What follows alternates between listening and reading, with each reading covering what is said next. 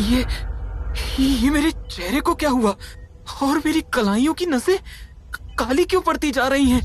मोहनीश ने एक बार और अपनी आंखें बंद करके वापस खोली और वापस आईने की तरफ देखा। अब उसकी आंखें एकदम नॉर्मल थीं, कलाइयां भी नॉर्मल ही नजर आ रही थीं। Thank God. लगता है कि ये मेडिकेशन का असर था, लेकिन अब मैं बेहतर फील कर रहा हूँ। माधव तेजी से अंदर मोहनीश के पास आए। मोहनीश ने उसकी तरफ देखा। पापा, आप आ गए? हाँ मेरे बच्चे, जैसे ही मुझे पता चला मैं फटाफट थाने से सीधा यहीं आ गया। अब तो कैसा फील कर रहा है? अब मैं पहले से काफी बेहतर हूँ पापा, आप फिक्र मत कीजिए। उसी वक्त डॉक्टर गंगवार हॉस्पिटल के उस कमरे के दरवाजे तक आए। माधव दीक्षित जी, आपसे 2 मिनट बाहर बात कर सकता हूँ? डॉक्टर की बात सुनकर माधव कमरे से बाहर आ गए। क्या बात है डॉक्टर साहब, कहीं कोई चिंता वाली बात तो नहीं है? नहीं मिस्टर दीक्षित, चिंता की तो नहीं, लेकिन हैरानी की बात जरूर है। हमने 2 बार आपके बेटे की एंजियोग्राफी करवाई और दोनों बार में बहुत बड़ा डिफरेंस आया है। इस बार वाले स्कैन में उसके हार्ट में कोई ब्लॉकेज ही नहीं दिखा रहा। ऐसा लग रहा है जैसे उसे कोई माइल्ड हार्ट अटैक पड़ा ही ना हो। ट्रोपोनिन लेवल्स भी एकदम नॉर्मल लग रहे हैं। ऐसा मैंने तो अपने पूरे मेडिकल करियर में पहली बार देखा है कि कोई आदमी हार्ट अटैक के कुछ ही घंटों बाद पूरी तरह से स्वस्थ हो जाए। जो हुआ वो मुझे समझ में तो नहीं आया, लेकिन अब मोहनीश को एडमिट रखने की कोई वजह हमारे पास तो नहीं है। मैं डिस्चार्ज के पेपर्स रेडी करवा देता हूँ। डॉक्टर की बात सुनकर इंस्पेक्टर माधव दीक्षित ने चैन की सांस ली। श्वेताब उसके पास आया। अब तो आप ठीक है अंकल? मोहनीश से कहिएगा घर पर कुछ दिन आराम करे, ऑफिस का काम मैं देख लूंगा। थैंक्स। अगर आप मोहनीश को यहाँ पर सही टाइम पर नहीं लाए होते तो वो शायद बच नहीं पाता। ऐसा कुछ नहीं है अंकल, जिसकी किस्मत में बचना लिखा हो वो बच ही जाता है। अच्छा मैं चलता हूँ, मोहनीश और अपनी रिपोर्ट्स ऑफिस जाकर सबमिट भी करनी है।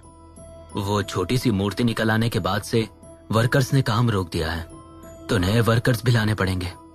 आप मोहनीश को घर ले जाइएगा। तुमने इतना कर दिया वो भी बहुत है।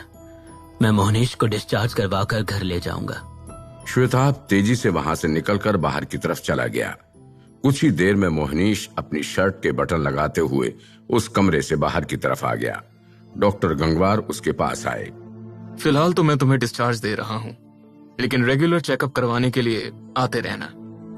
जी डॉक्टर साहब, थैंक्स। चलिए पापा। मोहनीश माधव के साथ आगे बढ़ा ही था कि सामने से उसी की उम्र का एक लंबा सांवला सा लड़का खूबसूरत लड़की के साथ उसी तरफ आ गया। लड़की गुलाबी रंग के सूट में बहुत खूबसूरत लग रही थी। उसके काले खुले बाल, गोरा रंग, तीखे नैन नक्श और गुलाबी होंठ किसी भी मर्द का ध्यान खींचने के लिए काफी थे। मोहनीश ने उन दोनों को हैरानी से देखा। शुभम, तारा, तुम दोनों यहाँ इस हॉस्पिटल में? तुझे क्या लगा तू मेरा फोन काट देगा तो मैं तुझसे कांटेक्ट नहीं कर पाऊंगा? वो तो माधव अंकल ने हमें तेरी कंडीशन के बारे में बताया और हम तुझसे मिलने यहाँ आ गए, वरना तो हमको पता ही नहीं चलता। तारों को जब पता चला तो वो भी घबरा गई। हम दोनों साथ ही आ गए तुझे देखने। पापा, आपने शुभम को बताया, लेकिन क्यों? तेरा इकलौता दोस्त है बेटा, कैसे ना बताता।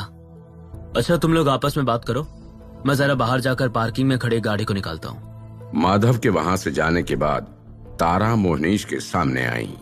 माना कि हमारा एक पास्ट रहा है मोहनीश, लेकिन हम उसको लेकर बैठे तो नहीं रह सकते ना। क्या मैं, तुम और वैभव पुरानी बातें छोड़कर आगे नहीं बढ़ सकते? तारा, मैं जो हमारे बीच था मैं उसकी रिस्पेक्ट करती हूँ मोहनीश, लेकिन हमें हाई स्कूल की यादों को पीछे छोड़कर अब आगे बढ़ना चाहिए। शुभम ने जब तुम्हें हमारे एंगेजमेंट के बारे में बताया तो तुम अपसेट हो गए, इसलिए मैं खुद ही तुम्हें इनवाइट करने आ गई। मैं वो दिन अब तक नहीं भूला हूँ जब तुमने मेरे एक लौते दोस्त के साथ मेरे ऊपर चीट किया था तारा। और क्यों किया था तुमने ऐसा? क्योंकि मैं फिजिकली बाकी सबसे कमजोर था? ऐसा नहीं है मोहनीश। मैं यहाँ आने के लिए तुम दोनों का थैंक्स, लेकिन अगर तुम दोनों को वाकई ऐसा लगता है कि मैं सब कुछ भूलकर तुम दोनों के साथ फिर से दोस्ती कर लूंगा तो वो मुझसे नहीं हो पाएगा। मोहनीश इतना कहकर कॉरिडोर में आगे बढ़ गया। वो हॉस्पिटल से बाहर पार्किंग एरिया की तरफ निकल आया था, लेकिन उसकी आंखों में आंसू थे। पापा भी ना, क्या जरूरत थी इन्हें शुभम और तारा को बताने की? इन दोनों के चेहरे इतने टाइम बाद देखकर पुराने जख्म ताजा हो गए। तभी मोहनीश ने सामने देखा, पार्किंग में ही एक महिला के आसपास 2 हट्टे कट्टे गुंडे खड़े और उसे छेड़ रहे थे। मेरे आसपास मत घूमो वरना शोर मचा दूंगी। अबे तेरी चीख यहाँ कोई नहीं सुनने वाला, चाहे तो चिल्ला कर देख ले। तभी मोहनीश उस तरफ पहुंचा। क्या कर रहे हैं आप लोग? क्यों इस महिला को परेशान कर रहे हैं? अबे तू निकले यहाँ से, ज्यादा हीरो बनेगा तो यही मारेंगे पटक पटक के। पर भाई साहब, आप क्यों उस महिला के साथ बदतमीजी कर रहे हैं? तू लगता है पिटकर ही मानेगा। एक हट्टा कट्टा गुंडा मोहनीश की तरफ पूरे जोश के साथ बढ़ा और उसका कॉलर पकड़ लिया। मोहनीश को एकदम से गुस्सा आ गया और उसने अपने हाथ से गुंडे को एक तरफ झटक दिया। अबे कॉलर से हाथ हटा! उस हट्टे कट्टे गुंडे का शरीर उड़ते हुए सीधे एक गाड़ी से टकराकर नीचे गिर गया। मोहनीश ये देखकर हैरान रह गया। उसने अपने हाथ की तरफ देखा। मैंने तो इसे इतनी तेजी से मारा भी नहीं, फिर ये इतनी दूर जाकर कैसे गिरा?